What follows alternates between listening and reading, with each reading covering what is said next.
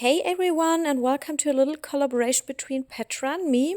We are both using this bottle mold from Craftsman store. We each ordered one and we're going to design our own custom bottle with it.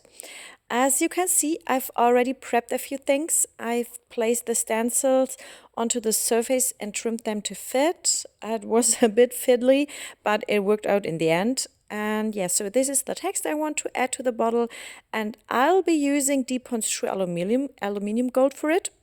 As usual, I'm taking my little makeup sponge and rubbing the paint onto the surface. Yeah, so I'm hoping the design will turn out beautifully. My plan is to go for a red and gold theme. And yeah, so I'm really excited to see what Petra will create with hers. Yeah, so I'm now painting the stencil with the True Aluminium Gold, and then we'll continue from there. We both loved this bottle design because it works perfectly as table decoration or even as a gift. So we decided to each create our own version of it. I went for a slightly more classic look, and I'm super excited to see what Petra ends up doing. I'll skip ahead a bit because the painting takes quite a while, so let's move on to the pouring part. I already mixed my resin, and here's what I'm planning. For the bottle body, I'll use red tones. The wine red pigment drops from Craftsman store. You can see here, it's a nice wine red tone. And the French wine red mica powder from DuPont. I mixed both. And for the neck of the bottle, I'm using clear resin with floating gold glitter. This glitter doesn't sink, it just stays suspended. And for the cork section, I'll add gold flakes. So that's the plan. Since I don't have much space on the table right now, I can't lay the bottle sideways, so I'll have to show you everything in small sections. I'm starting with the cork and the gold flakes.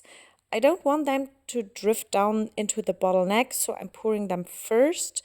And when I later pour the transparent resin into the neck, I'm hoping it will push the flakes back upward a bit if they start floating too far. So I'm stopping here for now because the flakes are already starting to move down, and I'm adding the resin to the bottle neck. I really love this gold glitter in it. It looks so beautiful, and it creates a nice transition between the cork and the wine red color later. And now I'm adding a few more flakes into the cork and a little more resin into the bottle neck. And that should be enough for the upper part, I think. I had forgotten that I needed to lower the camera so you can see what I'm doing at the bottom.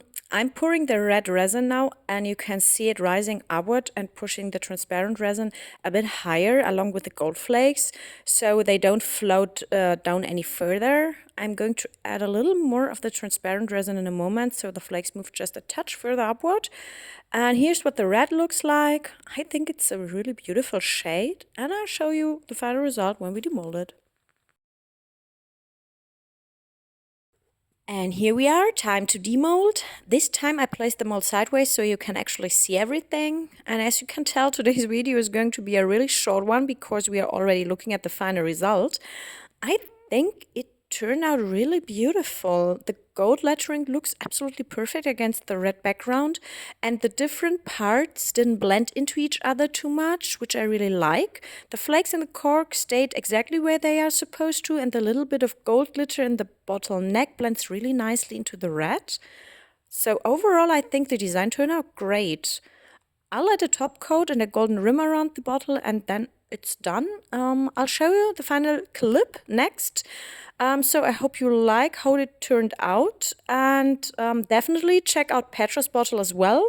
I'm sure hers will turn out amazing. So thanks everyone for watching, and see you in the next video. Take care. Bye bye.